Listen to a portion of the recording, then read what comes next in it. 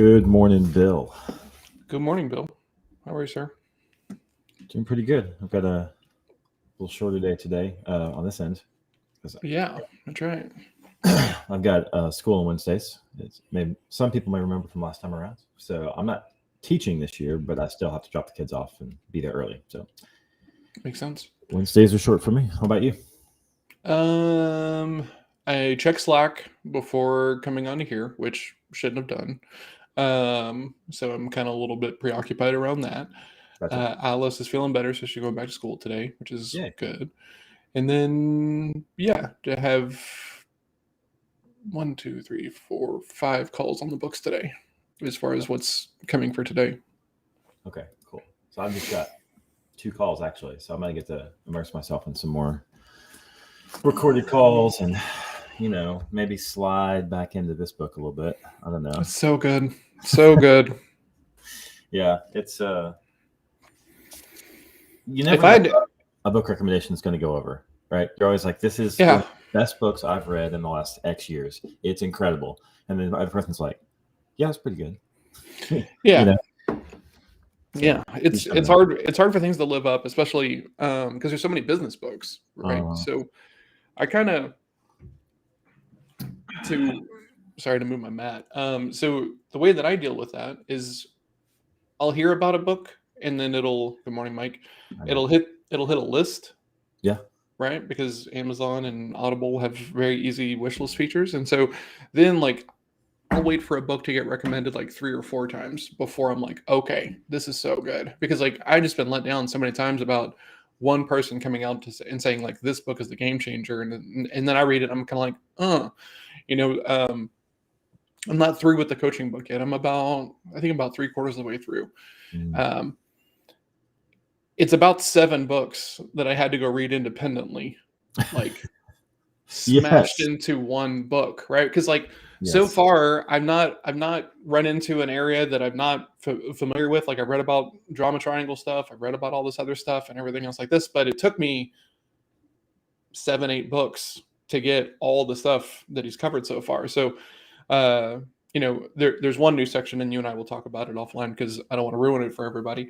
Sure. But yeah, other than that, it's like um how do I say this? It's not new to me, but the fact that it's all in one place and not having to go read, well, here's how therapists run their, like, Mm. ooh, it's so good. It's Yeah. concise, but there's also like a lot of depth to it. I was going to say the most impressive thing for me. So I'm with you. About 80% of the content I had read somewhere else. Hmm. But how concise the Yeah, chapters are in like 7 pages. He literally teaches you a book, and he gives you like a little masterclass at the end of it too on how to use it. yeah, So it's it's like, very good. so I kind of want to steal the format too for something I write in the future, just to go, if I'm going to write something that's instructional or training focused, Hmm. I'm definitely going to consider this type of format. So, A lot of my books end up from being from the same authors who write good right. content. Yeah. That's interesting. There's a sales book that I'm supposed to be reading. It's called Gap Selling. It's by a guy named I think his name's Mike Keenan. He just goes by Keenan, and I don't like his content like at all. And so because of that, it makes me hesitant to pick up his book, right? But I've heard that the book is so good that it's worth reading, whether or not you like his content or not. So it's on the list. But then the coaching habit came, and coaching books rank just a little bit above sales books for my own development, like in Right. my current phase. So yeah, I kind of go through these like seasons of like the things I like to read about, and right now it's a lot of coaching. Yeah, and Mike, I'm the same on fiction books. So I definitely, on the Mm, fiction side, if I find a good author, I will definitely stick with the author. It seems to stick more for me on the fiction side, because if they can write it, same, yeah, yeah, something compelling on the fiction side, then they can keep doing that if they want. Whereas on the business side, it's almost as if you're a slave to the topic at hand that you're hmm, writing. And so, like Lencioni is a great example. Patrick Lencioni, yeah. I like him.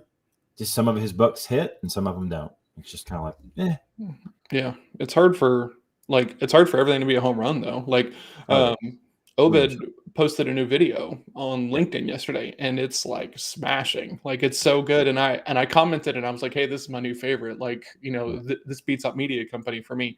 And he was like, "Thank God, man! Like, he was feeling some pressure because Yeah. everyone likes media companies so much. And, we got to have this kind of cool little conversation of like, oh, yeah, that Well, and pressure, huh? what's interesting too about the pressure probably is that he's looking for a new position, a new place to work, or a new engagement of sorts. So it's like he's put this video out to also help connect himself to people that might want to work with him. So there's just like another layer that you don't think about. So demo books with implementation steps are good. Yeah, I agree, Mike. Obviously, I came from that camp too. I like a lot of his stuff. His books are good because he is a good writer. He's definitely a good writer for sure. Hey, Dylan. Good morning. Good morning, Dylan. We got to do a cool thing in Sales Lab yesterday, and I might have gotten a little boneheaded with my opportunity to improve here. Okay.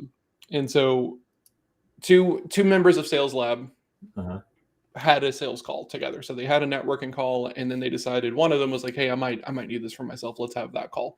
So they had that conversation, and I ask every salesperson that I work with to go get clarity as to why there's a no. And sometimes people can't really tell you, and so when you show up, you're like, well, okay, why'd you tell me no? They will then kind of create reasons, right? Because once again, since we buy emotionally, we justify logically, the other thing happens as well. So like sometimes they just don't feel like it, right? And they just don't feel like they can trust you. And then they're like, well, I would love to know how I can improve for next time. Well, so you kind of have to take it with a grain of salt, because it might not have actually been part of the decision making. This might be the logical kind of assumptions at the end of it. Yeah. And so we got to have this conversation inside a sales lab of, okay, how did this conversation go? What'd you like? Blah, blah, blah. And got to talk to the salesperson as well as the prospect on this thing. And then I said, hey, how about I be your salesperson? Let me ask you my 9 questions, and then I'll be your salesperson, and then I will try this. And so I checked if that was okay. And we actually had a lot of people in Sales Lab yesterday, which was cool. It's growing slowly. And so then I do this role play, right? And it's like a very rough, raw role play.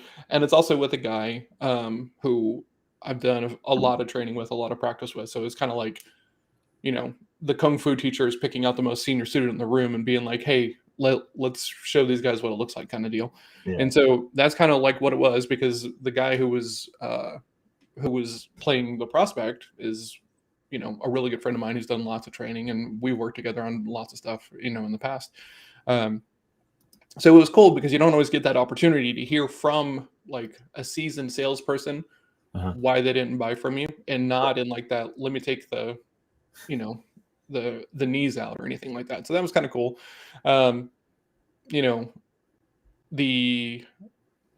The person who I was trying to help was like, oh man, that was brutal. And I was like, oh yeah, that's right. It is sometimes brutal to get, corrections in a group format and stuff like that. So it was an interesting moment. So I was like, I get so caught up in, here's an opportunity to improve. Let's get in there and like, let's just figure this thing out. Like I get so excited about it. I sometimes forget that other people are uncomfortable.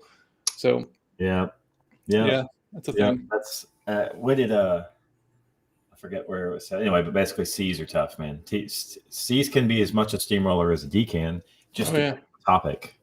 Yeah. And it's kind of hard to tell D's and C's apart when they really know their stuff and they're at a place to where they're really capable of running their own show. Yeah. I got to do a disc assessment yesterday with a guy from a new team, and this new team had been coming to Sales Lab, right? And so Sales Lab is not very big because most people don't see a whole lot of value in practicing their sales conversations. Just like lots of people don't really see value in making it all the way to black belt. Like it's always going to be this kind of like weird thing that if you get it, you love it, and if you don't get it, you don't want to be anywhere near it, kind of deal. And that's I've made my peace with that. So yeah, it's just kind of an interesting thing. So I was doing this disc breakdown, and this guy, so much like me, like he's a C, but then at work he pushes a C down and stuff. And so he was like, I was like, hey, how's it going? And he was like, pretty good, and I was like, okay, cool. And then he goes, so Sales Lab. And I said, yeah. And he goes, what's the story with that? I said, what do you mean? And he goes, and this was such a me moment, right? Like, he's kind of like, do I ask this question? Do I really just let this thing rip? And he goes, how many of those people you're actually working with? Are they just like shills and friends of yours? Oh, wow. And I Good for was you. like, I was like, man, honestly, I love that question because that is the question I would be wondering. And I'm always wondering, right? I see somebody with like a testimonial that seems like too flowery, and I'm like, oh, you got half off for that testimonial, didn't you? Yeah, I'm that's a always fraternity that brother right person. there. Yeah. Yeah, exactly.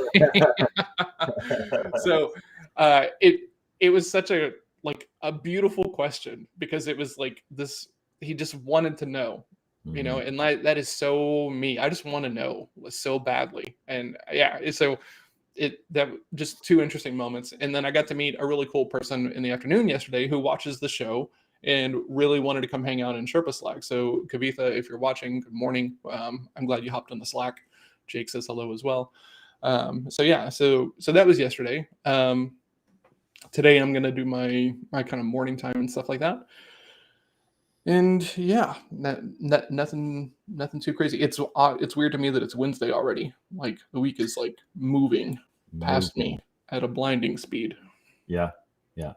Well, agreed. Especially with the addition of school, that always every year kicks you right in the head, Yeah. in one way or another. So, especially with a new kind of process, new school, new drop off, Oh new yeah. food rules, like all the different things that come each school year. Hmm.